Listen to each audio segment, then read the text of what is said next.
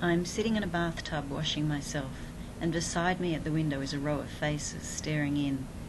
As I look, it seems the window grows larger and a crowd is looking at me, as if from the street. Now I am in a shop window. People are passing by, looking in and watching me. Go away, I say, trying to grab the shower curtain, which has suddenly shrunk. But they don't move. They don't even hear me. They just stare. In class at university that semester, I was reasonably sure my lecturers were subtly communicating to me. It was sometimes just a phrase or a word, but there always seemed to be a connection. One night I was in a lecture on cultural representations of the voice, desperately trying to find my own voice and make it heard. And after class I went up to the lecturer. "I feel as if the world is caving in, coming into my head," I said. As I heard my own voice, I started to cry. "You need to speak to someone, to get some help," she said. "But this is real," I said. "No," she said firmly. "It just feels like it." I took directions to find the student nurse. I arrived at the nurse's office and sat down, overwhelmed. I spoke carefully, trying to say enough, afraid to say too much. "I think someone is watching me," I said, trying to sound restrained. But the feelings tumbled ahead of my voice. "I've seen cars following me," I said. She looked unconvinced. "Why would someone be watching you? Why are you so important?" she asked. I was stumped. After a few moments, she said, "I'm very concerned about these things you're saying." "I guess I'm a bit paranoid," I said, rescinding. "I'd like to see someone about it." She wrote down a list of therapists on a piece of paper and handed them to me. It was over in 5 minutes. The next Saturday morning, I sat on the faded velvet seat beside the window and watched patches of light slide across the room. I picked up the phone, looking down the list of numbers. I dialed the first number and a lady answered the phone. She suggested a time and a day for a therapist who was available. After supplying details of the appointment and directions on how to get to the office, the lady hung up, and I wondered if I was doing the right thing.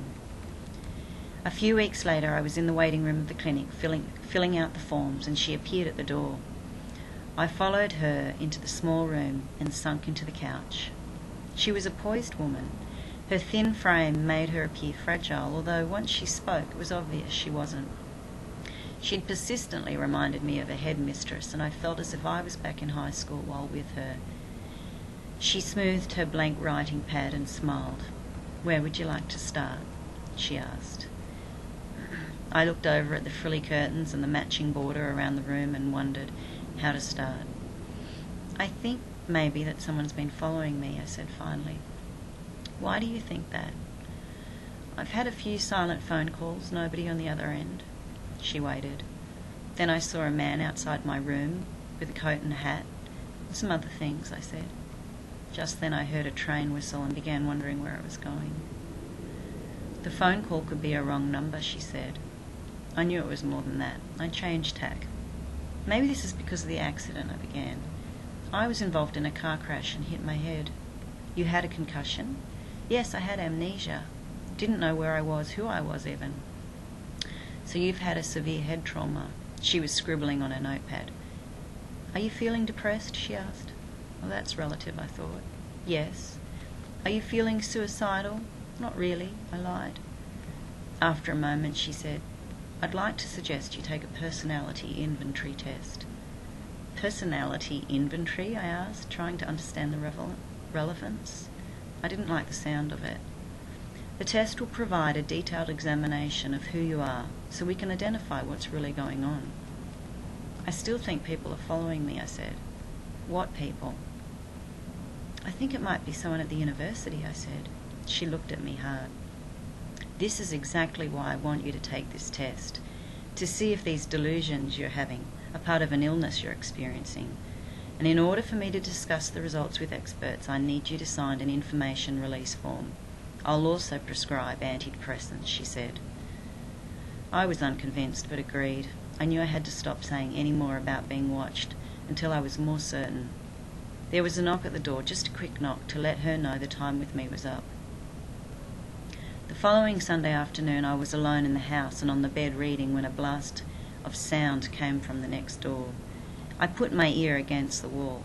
Although the words were muffled, it was a familiar tune. I walked out the front door and turned into the front gate, walking up the path to the door. The front windows were boarded up, but I knocked loud and hard anyway. No answer. The music was still blaring out from the back of the house. I walked down the side of the house, but was thwarted by a high gate. The place had looked deserted since I moved in. I could see the overgrown yard from my bedroom window. After the song ended, there was silence. Lying there on the bed, I reread the same page a few times, but couldn't focus. It was as if I was being drawn into something, some whisper off stage, yet felt strangely indecisive about it. As if I couldn't do anything to stop it. A presence? A person? A voice fighting to push through the door as I desperately tried to hold it shut. I'm waking up. I get out of bed and notice that the room doesn't have any walls, but it doesn't bother me. A tall man in a hat with dark eyes is standing there out of the way. I can't make out his face or what he is saying to me, but as he speaks, the room gets brighter. I know then that everything will be okay. I start to dress, but I can't find my other shoe. I'm searching through piles of clothes and loose shoes, trying to find the lost shoe. Other people have joined me in the search, but when I find the shoe, they have all left, and I am running after them, trying to catch up.